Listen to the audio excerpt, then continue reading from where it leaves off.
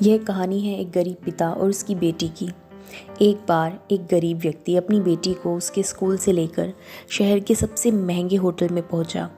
उस व्यक्ति ने फटे पुराने कपड़े पहने हुए थे और उसकी बेटी स्कूल की यूनिफॉर्म में थी।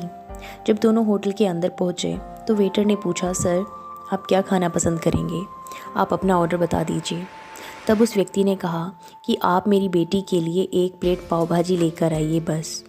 वेटर ने कहा, सर आप कुछ नहीं लेंगे? आपके लिए भी कुछ लेकर आऊं? तो उस गरीब व्यक्ति ने कहा, मेरे लिए कुछ नहीं, आज मेरी बेटी के लिए पार्टी है। मैंने इससे वादा किया था कि अगर तुम ज़िले में 10th क्लास में टॉप करोगी तो तुम्हें मैं सबसे महंगे होटल में पार्टी दूंगा, तो आप सिर्फ मेरी बच्ची के लिए पाव भाजी ले आइए।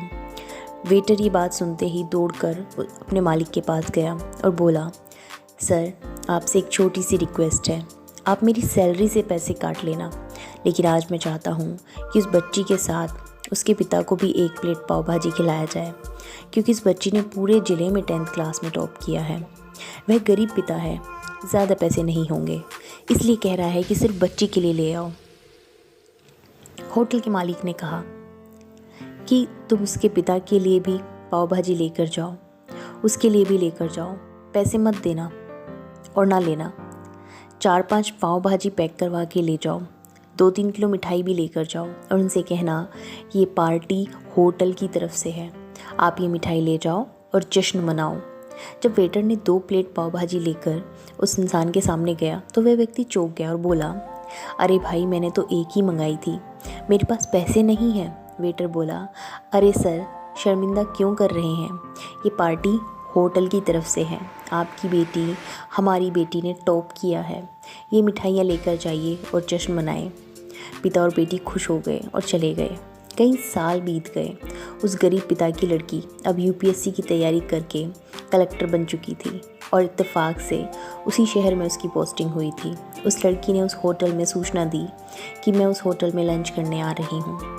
होटल के मालिक ने जब ये सुना कि शहर की डीएम हमारे यहाँ लंच करने आ रही है तो उसने पूरे होटल को सजवा दिया। गांव में ये बात फैल गई, लोग उन्हें देखने के लिए आने लगे। कलेक्टर अपने पिता के साथ उस होटल में पहुंची।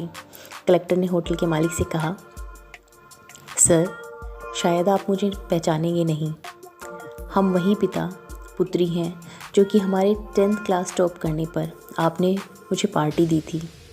हम वही पिता पुत्री हैं, आज फिर से आए हैं और आज पार्टी हम देंगे आपको, आपके पूरे स्टाफ को, आपके पूरे गांव को, क्योंकि आपने गरीबी का सम्मान किया है। आपने उस दिन जो पार्टी दी थी मुझे बताया कि मुझे कितनी और ऊंचाई पर पहुंचना है, कितनी और बड़ी मंजिल को छूना है।